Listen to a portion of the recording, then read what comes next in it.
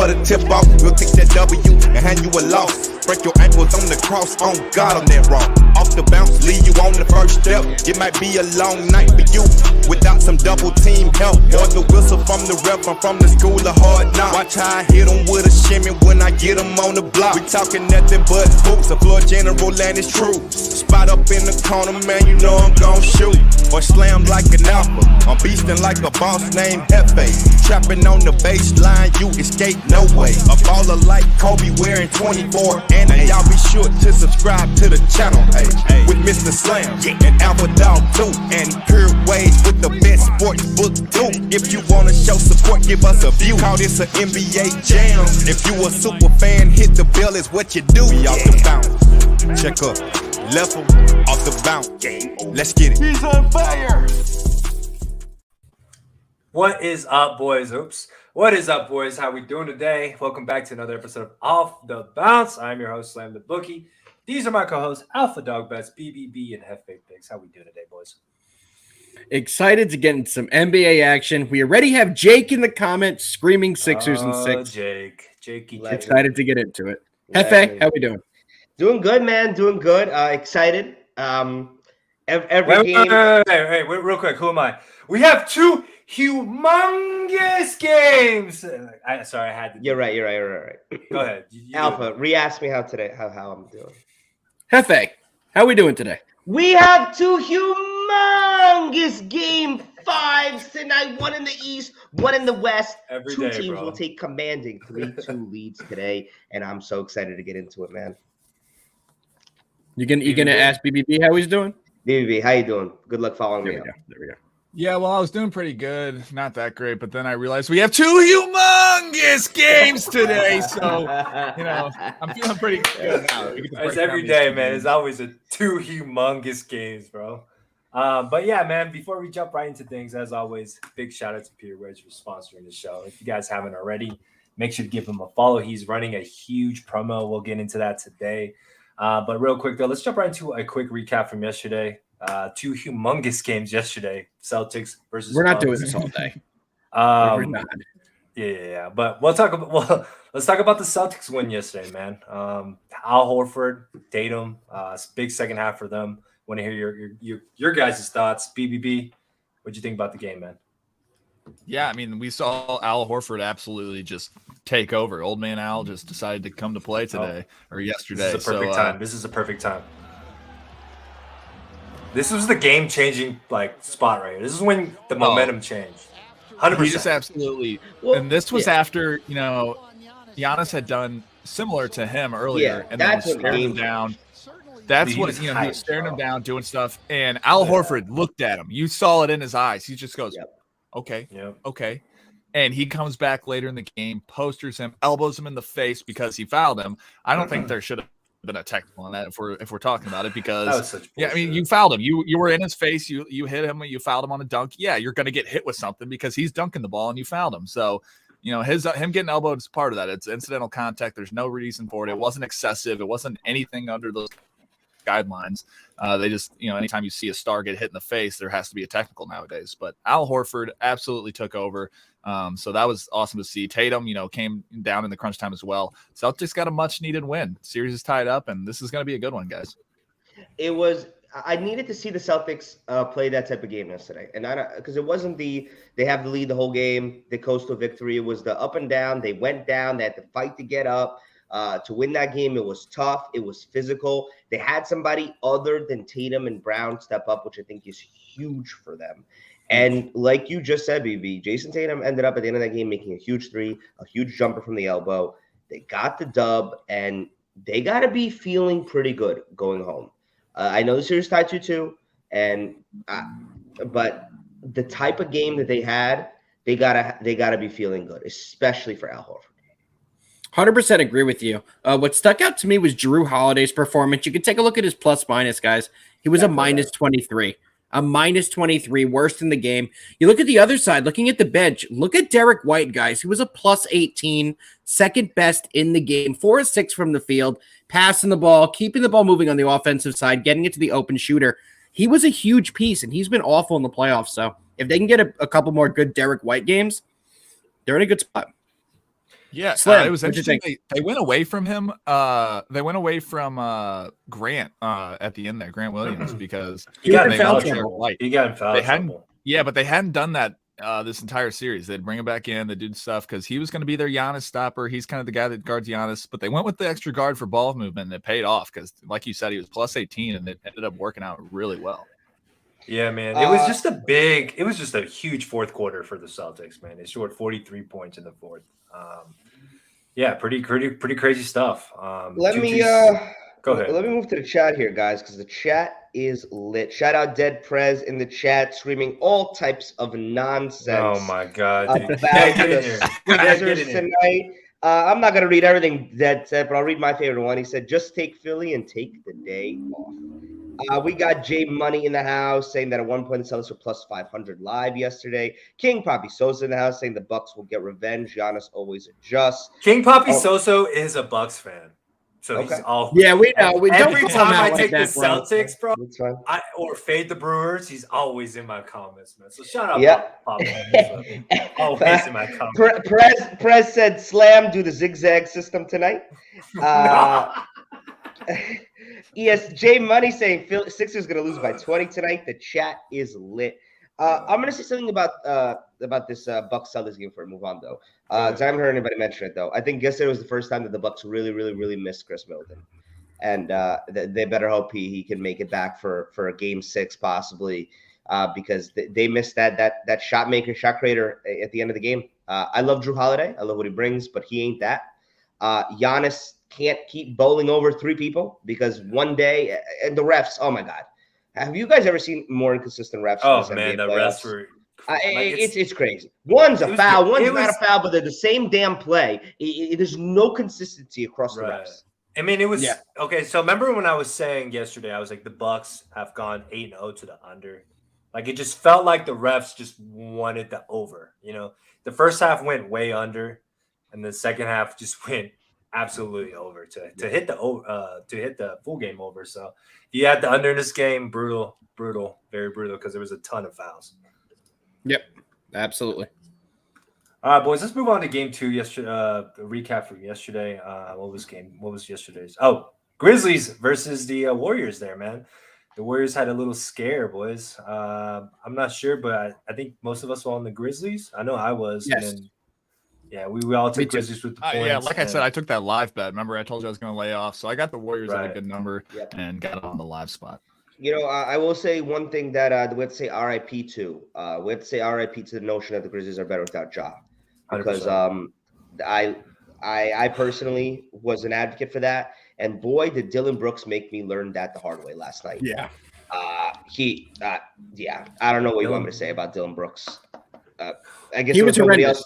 I guess there was nobody else that wanted to shoot the ball, but did I think that it was necessary to go ISO 11 times in a row with 11 straight possessions with 3 minutes left in the game? No. He played terrible. I don't know what to say. Wow, Dylan Brooks 5 and 19. That's pretty awesome. Look at his 3-point shooting. And that last 3 was the buzzer beater from midcourt. So he was really 1 for 8 from the game. I think How about 45 seconds? Took him live. I think someone. Yeah, that was me. Yep, that was me. Yep. That's what I was going into. I had him under 12 and what was it? 12 and a half or 11 and a half. I had him under 11 and a half, and that 3 from midcourt cost me it at the buzzer. But I mean, guys, did you see him take a heat check with 45 seconds left in the game? He just dribbles down and pulls up a 3.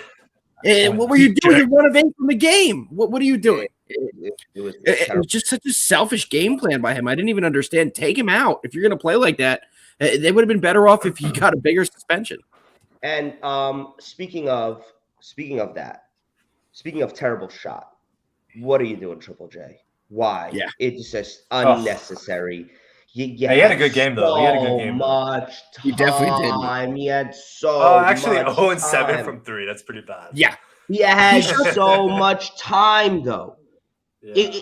I hate when players have there's 3 seconds. There was 19 seconds on the clock. Yep. No, he played a horrible game. I mean, he can't be shooting the ball 21. Another guy we should talk about is Bane, man. Really just hasn't showed awful up the series. First half. But hold on. I can argue I can argue that while Desmond Bane had a bad day, at least he had the basketball IQ to realize his shot was off and did not force shots of Dillon Brooks. Exactly. If Dillon Brooks realized what Desmond Bane realized, then that game would have ended a lot differently. Because if you really watch that game, Steph Curry was cooking in the fourth. Cooking. I think he dropped 18 in the fourth. If nobody's 16 maybe. He dropped something crazy in the fourth quarter. I know that. Either 16 or 18 points, regardless. There was a point there where they were up by double digits, whether it be 10 or 11, with about 8 minutes left. And then the Grizzlies, it's just like all of a sudden they started pretending like the clock was their friend and just started wasting possession to possession to possession. And it seemed like the Warriors, they only need to see 1-3 go down. And all of a sudden, an 11-point lead to 2-point lead. And that's what happened. Yep. And I was disgusted at Dillon Brooks. It was like exactly what you were saying, Alpha. It was like 2 minutes of the man takes a heat check. Yeah. It was pointless. Bad offense. Really bad offense. Low IQ basketball. It was really selfish, low IQ basketball. In that situation, in that moment, and how you've been playing, it's not time to be a hero there. Move the ball and help your team get a win. But you can also hit a really sick 3-pointer at the end. I don't know if you guys saw that. I don't know if that affected anybody, but that 3-pointer at the end was pretty cool. Yeah, I already went over that. That was. I know. I'm just saying that was just so cool. Bad beat. I gotta relive it again. Yeah, let's relive it a third time. Oh man! All right, boys. Before I could even say anything, we have a group text and Alpha's in the group text like no, he already hated Brooks the entire night. And I mean, at first I thought his full game over total went over, so I was freaking out. No. I didn't know you live bet him. Yeah, I took it pregame at 17.5, and then I took it live at 12.5, so got screwed. 11.5, got screwed by that. Let's get into it, boys. People want some picks today. I'm excited to dive in. Which one are we doing first? Let's get it, boys. Obviously, the Sixers and Heat, the early game here. Line is sitting at -3. The total is whoa. Oh, it's the line. Maybe it might. Yes, but what's going on today? Let them know. Let them know. Let them know the promo. Our friend at Pure Wage has a promo going on for this game. If you like the Heat, boys, then this is your chance to hop on the Heat money line at +100. I'm put it up on the screen. Heat money line at +. If you like the Heat, this is great value right here. All right, DM Pure Wage at Pure Wage 5 on Twitter. Get signed up here and put your bets in. If you like the Heat, if you like the Sixers, probably don't take it. But yeah, it's great value for the Heat money line there. Screw the points. I mean, screw the points. But anyways, boys. Is it my time to shine? Hefe, what are you thinking? I've been wrestling with this game all day, really going back and forth. Because I actually think Kyle Lowry being out helps the Heat. I think he hurt them. He was a liability. He's been playing horrible. He was 100% a liability on defense. He was barely moving on offense. He was there, but not really. So I think him off the court benefits the Heat. And I also think the same thing I can say about Luka playing hero ball can be said about Jimmy Butler. The less Jimmy Butler scores and the more he does the other things, the better for the Heat, probably. It's all about getting the others involved. It's all about it. Tyler Hero's sixth man for a reason. He's had a terrible 2 games in Philly, and it's because of Doc Rivers' defensive adjustments doubling him. I want to see Duncan Robinson get some play. For a team that's shooting horribly from 3-point range, and to keep Duncan Robinson, who's one of the best 3-point shooters in the league, on the bench, I don't really understand. They have such good role players. Max Strus, Gabe Vincent, Depot, who's had a terrible plus-minus, but he can be good in spots. With all that being said, guys, man, I hate to buy into the narrative of come on, just spit it out. Changes everything, but shit, man, it does. I hate to be on the same side as Jake, and Dad. I'm rolling with the Sixers +3 tonight. If they don't win, they keep it close enough to cover. I think they have a good chance of winning tonight. And I can't believe it. Yeah, I'm going with Sixers +3. Hefe, you just this sucks, not man. Confident at all. This sucks. No, this sucks. I've been 100% agree with you. I'm going. I agree with you, though. Man. Alpha, back and forth all day, staring at this. All day. Because there's so many pluses and minuses to both.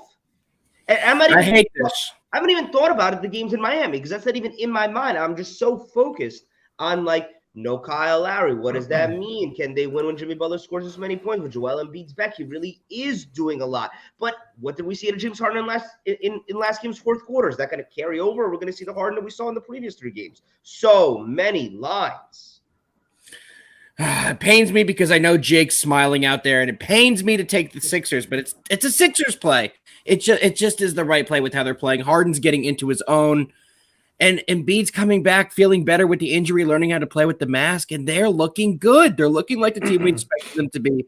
And Miami is really struggling, and I think we're going to see that again tonight. Give me the Sixers plus the 3. My favorite play tonight, unfortunately. BBB, what you like? I'm with you guys. I think it's a Sixers play here. And one of the main reasons is I like Joel Embiid. I think he's going to go off tonight. His prop line's at 25.5. I think he gets that, fairly, not easily, but I mean, I think he gets around 35 tonight. So, I'm probably going to ladder that up some. I'm going to be taking 30 plus, and I'll sprinkle some on the 35 plus as well. So I think that this is a MVP redemption spot. He didn't get his MVP, and I think he comes out a little aggravated. A big series game for them. I think he comes out and shows out. So you're buying into the I lost the MVP and now I'm pissed off game, huh? I think he's pissed off either way. Joel Embiid's going to be a beast tonight. So obviously you have no respect for Eric Spoelstra, but okay. Eric Spoelstra is going to get dunked on by Embiid. You don't think that he can create a Is Eric Spoelstra going to guard Embiid tonight, Hefe? No, but I think they could definitely make adjustments to minimize Embiid's impact, especially on the points, and make the other guys beat him. If I was the Heat, that's 100% what I'd be focused on. Maybe at halftime. He hasn't done anything that crazy so far. It's only been his presence is enough to command the double team that ends up leaving one shooter on a wing wide open. Right. Maybe they stopped doing that. Maybe they're like, hey, let's see if Embiid can beat us, and then Embiid drops 307 points. And it's surprising. I think the Heat really came into Philly thinking Joel Embiid, we don't care, blah, blah, blah. We can sweep this team after winning the 2 in Miami. And now they're definitely humbled. They're definitely humbled going back to Miami. And this is one of the biggest toss-ups. You could tell me the Heat win by 20 or the Sixers win by 20, and I would say, yeah, there's a good point for each side. Fair enough. I'll go next here. I'm with you guys. I like the Sixers plus the 3 here. As far as money wise, I'm seeing about 80% on the Heat, 90% on the Heat first half. I was going to take first half Heat because I think the Heat probably they'll probably come out hot. They're at home. If you like the Heat, I think first half Heat is probably a good move there. But I like the Sixers plus 3 here, and I'm looking at the player props for this game, and where the hell has Tyler Hero been, right? If the Heat really want to win, Tyler Hero has to have a big game. They're doubling him on every opportunity they get and making his shots. Still, man, the dude won 6th man of the year and just hasn't done shit. Like, I agree with both of you. The Heat need him, right? I think if Tyler Hero has a big game, the Heat wins. So it's all on Tyler, to be honest. Because Jimmy Butler is doing his part. Jimmy Butler is balling right now. He's doing too much. I'm sorry. He's doing too much. Jimmy Butler's not the type of player. Thank you. Yes, he has never been in his career the focal point of an offense. He has been one of the best two-way players in the NBA, period.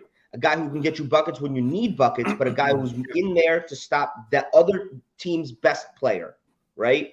That's what he does. And he's intense and he brings energy. He is not the guy to drop 40 in every single game. And to see it in this back-to-back games, he's dropped 40, right? I'm pretty damn sure he's dropped 40. I don't think he had 40, but he had a really high output. No, he had like 30-something. He didn't have 40. Yeah, I just don't think he's. I think it was back-to-back games in he had 40 last game. It's kind of like when Luka was dropping, he had 40 and 33. Yeah, it's like when Luka was dropping 50. I think is a good analogy there. You can a team can get away with letting one guy score because it's not going to be as efficient as having we've seen the Suns where they have like 20 points from like 6 different dudes. That's just such a weapon there. It's way more than being able to like we've seen on these graphs here. But it's not efficient for a team. Yeah, I agree with that. Yeah, man. Looking at Jimmy Butler's little stats, back-to-back games over 30 points. I don't know. He's been hot. I think Hero will have the most to gain from no Lowry tonight. and not in I terms think of Lowry's a huge loss. For the Heat? Man. Yeah, I think that him not being in there, I know he's been playing injured, but regardless, not having a healthy Lowry on this team is massive for the way this team operates. Better to have him not play. I agree. No, I agree. But I'm saying this team with an injured Lowry or without him, Gabe Vincent doesn't run the team it's supposed to be ran. When he's in the game, it's just not the same offense. The ball doesn't move the same. He's not as efficient, and they really suffer. If Gabe Vincent doesn't have an absolutely great game, they really suffer. Right. Dude, I mean, think about what you're saying, dude. Just think about what you're saying. You're putting onus on Gabe Vincent right now. There's so many other players on that team. How about Bam? He's bringing the ball up, though. About the Heat for probably 15. Not one person has brought up Bam. Yeah, and but I'm talking about the key if you really want to get to it. Because if you watch how their offense plays, when it's not a fast break or anytime that Philly makes a shot and they have a set offense, it's the same damn play every time for Miami. It's the 4 perimeter players on the edge of the three-point line. Bam sets up at the free throw line. They pump it into Bam. He stands there. He's either going to take one-on-one that little hezzy jumper or somebody's going to curl around on a screen and shoot a crazy contested three. Yeah, no, I agree with you. But you can't have Gabe Vincent going out there getting you another zero burger. Well, you can't have that from any of your role players. You don't want to have zero burgers. But if somebody tells Spoelstra to play Duncan Robinson, I just don't get it. I agree. Yeah, I agree. That's the one thing I just don't understand. How can you give this guy a $90 million contract? Paying this guy? Oh my God! I forgot he makes $90 million. He's made $90 million to play about 3 minutes of this whole playoffs. That's pretty awful. That's embarrassing. The guy can be. He's literally a fire starter off the bench. He can be a guy. We've seen him even in like Peyton Pritchard for like the Celtics. You don't have to give him major minutes. He's a guy that can come in and play 5 minutes and hit like 3 threes. All right, boys. We got to move on to game number 2 here. I think everyone in the chat is just talking about it. Mavs versus the Suns. The line is sitting at -6. Total is sitting at 215 now, I believe, boys. As far as injury report, it looks like everybody is playing tonight. 2-2 series, boys. Luka's been hot. The Mavs have been hot. Suns bounce back spot. Alpha, what's your thoughts? Yep. I think it's a Suns bounce back, at least tonight. But I'm not playing the side. I like the under in this one. Under 215. I think that's the best play in this one. We're not going to see guys like Dorian Finney-Smith go 8 of 12 from 3 and those other role players from the Mavs who shot lights out. And I think our best option is the under here. So give me the under on 215. BBB, what are you giggling about? What's your bet? Yeah, I like the Suns. I'm giggling because I feel like this is free money here. This is free money. I'm laughing at the fact that they're giving us free money here. The Suns are winning by 90 tonight, guys. This is going to be a burial. We got the CP3 revenge game. Revenge after his mother, got harassed. He's been playing kind of bad. I don't know if it's going to be in the points wise though. I think it's going to be CP3 revenge game. He's going to be facilitating. He's going to be doing it all. I think their main scorer though is going to be D-Book, like it always is. He's going to come out. We might see another. I think we see a 30+ game again from him. So I'm going to be on Devin Booker's points over. I'm going to be on the Suns spread. Suns by 90. Suns in 4. Everyone remembers the meme. Oh boy. Suns in 4. I am on Alpha side. I love the under here. I think it's the play. Let's remember the Mavericks were the slowest paced team in the NBA in the regular season. They were number 1 under team in the regular season, and in the playoffs they're hitting the under at 60% of their games. So I like it here at 215, and that's my play for the game. I'm not going to take a side. This is a complete toss up. I look for the Suns to go back to their original defensive scheme. Covering everybody whose name isn't Luka and letting Luka just shoot the ball 35 times. If he wants to, you want to drop 50, go drop 50, but ain't nobody else going to score. So you're going to have to do it all on your own because that's what they went away from in Dallas for no reason. They started doubling Luka, and Luka did what he does best, facilitate, make other players better. Dorian Finney-Smith made freaking 8 threes last game. The game before that, Reggie Bullock was making threes at crazy clips. I think today it gets back to a little bit more of hero ball for Luka. And because of that, I'm going to take Jalen Brunson under 18.5. I'm going to take him. I think they're going to clamp down on him. I think they're going to do a better job of clamping down on all the role players and force Luka to have one of those just high shooting games. On the opposite side, I don't know if this is going to be a CP3 revenge game. I don't know. Not necessarily in the points wise. I think it's going to be him being a floor general commanding this team. And when I say revenge game, I think it's going to be the classic CP3. He's going to have this team running like a well-oiled machine. He's going to be facilitating. He might not even hit most of his props, but I think that he's going to benefit this team greatly. Like he can do so much off the stat sheet. He hasn't been doing like that the last 2 games. He's been kind of in a funk, kind of out of it. But I think he's going to do all the stuff that doesn't show up on the stat sheet. He's going to be facilitating the ball. He'll get his assist. He'll get some points. He's not going to necessarily blow our minds away. But I wouldn't put it out of it that he drops a fourth quarter takeover again either. I mean, I think he has that. Yeah, for sure. I can see it happening, but I think the under for sure is a sharp play here. We really need to see a lot of 3-pointers made from the Dallas role players. Do we think they can make them in Phoenix is the question. I'm scared for the under, man. We saw the first 2 games in Phoenix, how the Mavericks just did not play defense at all. The Suns could just start hot. If they get a 20-point lead or 10-point lead in the first quarter, you can see this game just blowing wide open right here. Mavericks are just going to probably push tempo and then try to make a bunch of threes to play catch up here. I like the Suns, man, and the bounce back, man. I like them at home. We saw home teams in the NBA playoffs. They do well. So I like the Suns minus the 6.5 now. I see you jumped a hook. Also, as player props, the person I think that is due right now, I think DeAndre Ayton, man. Props over, sitting at 17.5. He hasn't hit his props over all series. I think they need him here tonight, big time, and Booker. So is it a quadruple revenge spot? Yeah. Is it the famous slam quadruple revenge? Yeah, it didn't work for Bane, but it's going to work for Aiden. I want to say something, Bane. guys. Bane's like fucking probably never going to do.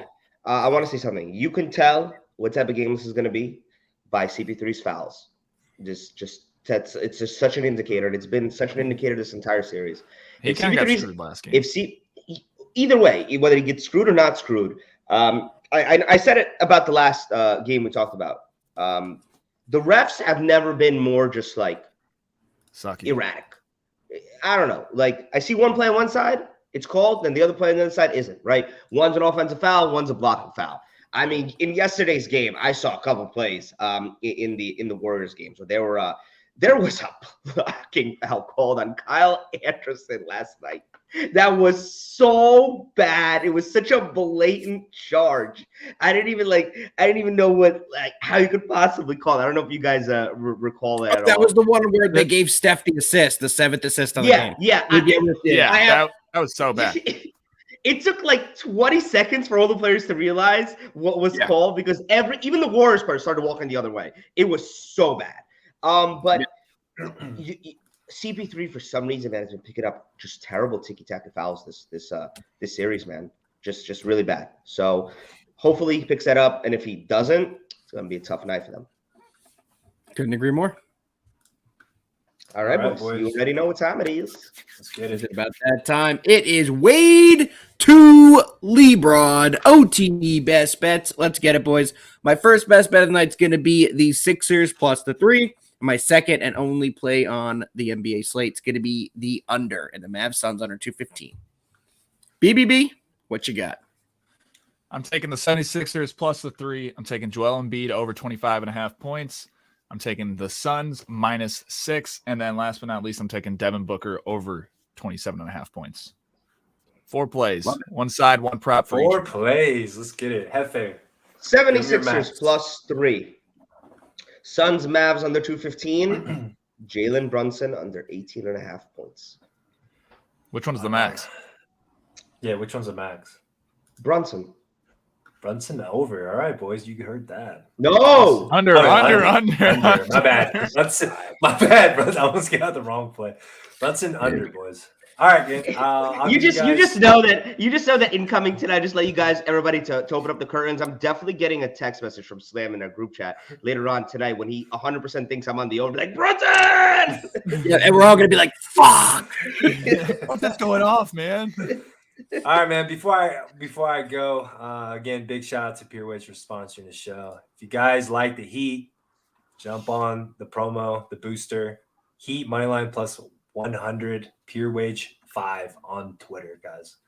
All right, let's get into it. I like 76er Heat first half under. I didn't talk about it, but I like the under in that spot. 107.5. I also like 76ers plus the 3 full game. Joel Embiid over as well. I'm with you there, BBB. And as far as the second game, I like the Suns minus the 6.5, and I like Aiden over points. And I was looking at Mikal Bridges over rebounds. I don't know if you looked at that, BBB. I just want to hear your thoughts if you did. I haven't looked too much at it. I do think I like that Ayton angle there. I do think the Suns need to involve Ayton to be more successful. Anytime that he's had a usage rating over 20%, they're like undefeated. So they literally just need to feed him the ball. Nice. Cool. So yeah, I feel more confident now. As usual, if the Suns are up by 1, 2, or 3 points after the third quarter, take them in the fourth quarter, baby. Take them to win the game because they are 53-0 this year after leading after 3. Yes, sir. Yes, sir. And every day I say that when there's a Suns game, and every day I forget to live bet it. We're doing it tonight. We're doing it tonight when they're up. You remember when we were just like fade the Blazers second half to end the season? It worked. It worked until you said it out loud. I can't. There was one time where you wanted to say it out loud, and I stopped you. And that day it cashed, and the next day you just said it. You just said it out loud. I definitely jinxed that. But Yep. All right, boys.